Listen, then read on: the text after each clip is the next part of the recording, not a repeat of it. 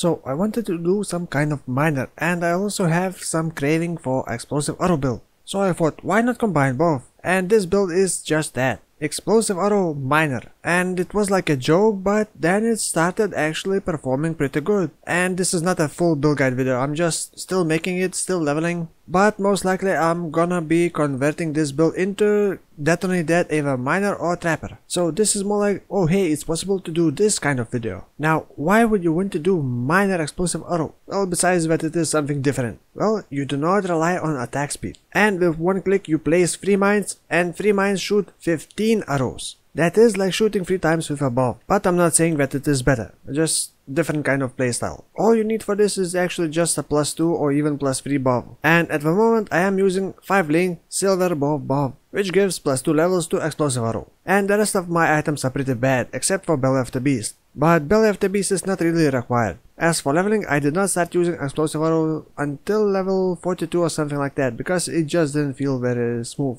And I was using Fire Nova mine, also later replaced it with ball lighting mines. And once I got a bit more damage from passive skill tree and from my items, then I could start using explosive arrow. As for the links, explosive arrow is linked with elemental damage with attacks, minefield, greater multiple projectiles, and of course remote mine. Now obviously for single target that is terrible, but you can swap GMP with trap and mine damage. And here's the good part, since you are placing 3 mines with 1 click, you shoot 3 arrows that all can target 1 enemy. So with 1 mine placement you instantly get 3 fuses. Of course you do need to place another mines to stack maximum of 5 fuses, but all 6 arrows would hit the same enemy. But here's the bad part. You cannot target manually with mines, and if there are more than 1 enemy, it can be very annoying. Say you want to hit a boss, but there is some other enemy nearby. You place your mines, the boss runs further away from you, and all your shots hit that random enemy instead of a boss. So at the times it may seem a bit clunky, but for clearing it does feel rather nice. I was actually surprised. I was making this build just for lols, but it turned out to be pretty okay.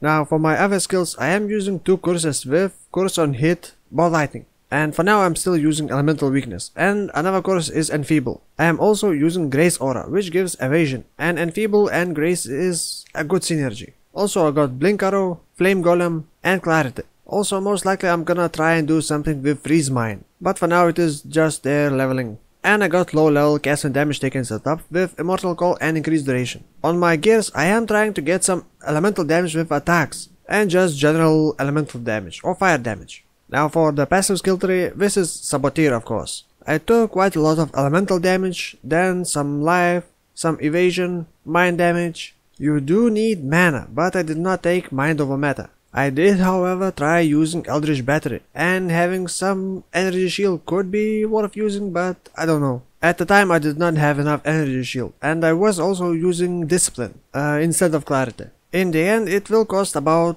160 mana, so you do need a lot of mana and mana regen, or a lot of ES and Eldritch Battery. I did take Elemental Overload, but you cannot trigger it with mines, and using Orb of Storms was just not very smooth. So I refunded those points and went more down below Shadow to get more life and 3 more elemental damage with attacks nodes. Like I said, I may convert this into Trapper and try using Tinker Skin. I'm not entirely sure if it is worth it, but if it is not, then I will just convert it into Detonate Dead Trapper. I did already try using Detonate Dead with mines and Kitawa's helmet to trigger, desecrate and automatically detonate mines, and while it looked interesting, it did not perform very well, so I think I will just do Trapper. I'm not really expecting anything fancy, but it should be still pretty fun.